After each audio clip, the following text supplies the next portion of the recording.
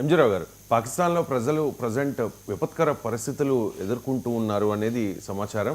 So అక్కడ నిత్యావసర వస్తువుల ధరలు విపరీతంగా పెరిగిపోతూ ఉన్నాయట. ముఖ్యంగా మనం అంతర్జాతీయంగా చూస్తూ ఉన్నాం బంగారం ధర ఏ రకంగా పెరుగుతోందో.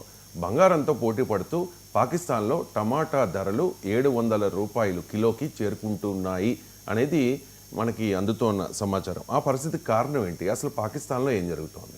ఇప్పుడు మనకి ఎక్కడ చూసినా బంగారం ధర పెరుగుదల రేటు ఎంత అండి?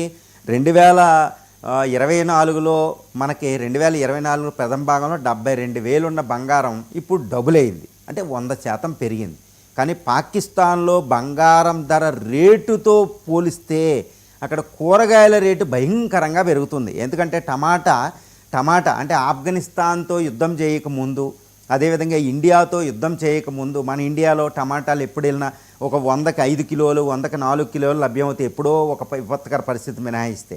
ఇప్పుడు ఇండియాలో ఇప్పుడు ప్రస్తుత రేటు చూస్తే టమాటాలు 100 రూపాయలకి 3 కిలోలు, 100 రూపాయలకి 4 కిలోలు అని కూడా చూడవచ్చు. హైదరాబాద్ లాంటి పట్టణాల్లో, తిరుపతి లాంటి పట్టణాల్లో ఈ పరిస్థితి ఉంటే పాకిస్తాన్లో ఎంతో తెలుసా అండి? ఒక కిలో టమాటా 700 రూపాయలు, పాకిస్తాన్ రూపీ ప్రకారం 700 రూపీస్ అనమాట. అంటే ఆఫ్ఘాన్ యుద్ధానికి ముందు కొన్ని నెలలకు ముందు పాకిస్తాన్లో కూడా సుమారు ఒక 50 రూపాయలు పాకిస్తాన్ కరెన్సీలో దొరికేది.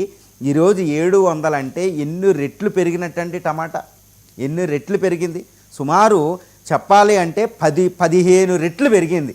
అది బంగారం ధర రెట్టింపు అయితే టమాటా ధర 15 రెట్లు పెరిగింది. ఇది టమాటా ఒక్కటే మాట్లాడుతున్నా. మిగిలిన కూరగాయలైనా మీ క్యారెట్, బీట్రూటు, ఈ కాలీఫ్లవరు, ఇవన్నీ పాకిస్తాన్లో, అంటే ఇండియాలో ఎటువంటి కూరగాయలు ఉంటాయో ఒక నార్థన్ ఇండియా, రాజస్థాన్, పంజాబ్లో అదే కూరగాయలు పాకిస్తాన్లో వాడతారండి. ఈరోజు పాకిస్తాన్లో ఉన్న అసలు కూరగాయల మార్కెట్కి ప్రజలు వెళ్ళాలంటే ఏదో సంచులతో డబ్బులు పట్టుకు వెళ్ళవలసిన పరిస్థితి అనమాట.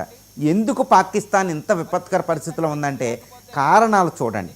ఇండియా నదీ జలాలను అక్కడికి ఆపేసింది. దానివల్ల ఒక కూరగాయలు పండే కాలంలో నదీ జలాలు లేవు, నీటిపారుదల లేకపోవడంలో కూరగాయల మార్కెట్లో కూరగాయల దిగుబడి తగ్గిపోయింది పాకిస్తాన్లో.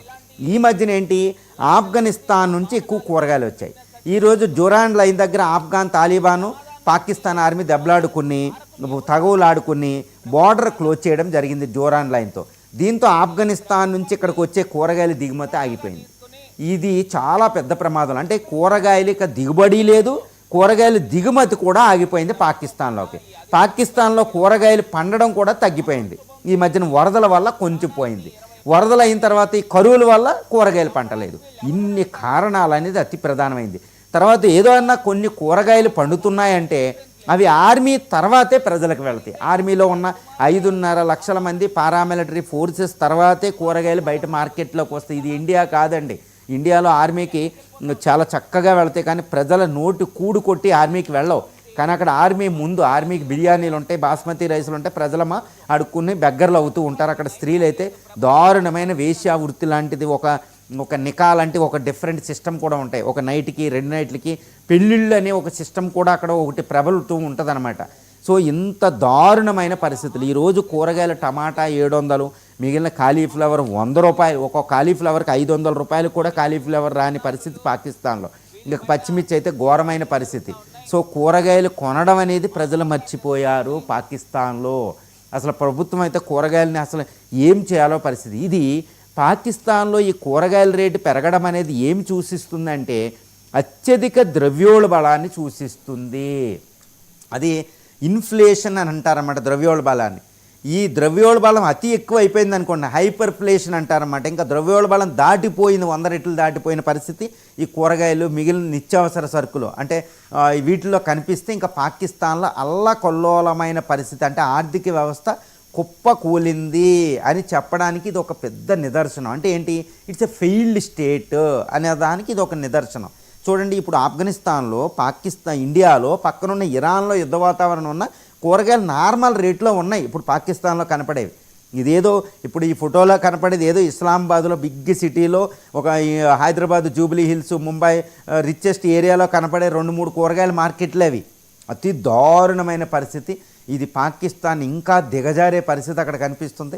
ప్రజలు ఈ కూరగాయల పరిస్థితులు ఈ రేట్లు చూసి ప్రజలు ఈ అసీం మున్నీరు షహబాజ్ ప్రభుత్వం మీద తిరగబడుతున్నారు.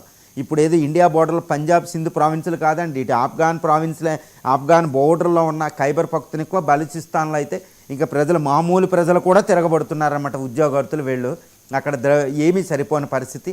ఇది పాకిస్తాన్ అల్లకొల్లోలమైన ఆర్థిక వ్యవస్థ. దీనికి ప్రధానమైన కారణం ఇండియాతోనూ ఆఫ్ఘనిస్తాన్తోనూ యుద్ధాలు చేసి శత్రుత్వాన్ని పెంచుకోవడమే. తర్వాత ఆర్మీకి డిఫెన్స్ బడ్జెట్ ఎక్కువ కేటాయించడం, అంతేకాని నీటిపారుదల, ఈ వ్యవసాయదారులకి సబ్సిడీలు ఇచ్చి విత్తనాలు ఇచ్చి ఎలా చేద్దామనేది పాకిస్తాన్లో ఈ మచ్చుకైనా కనపడడం లేదు పరిస్థితి.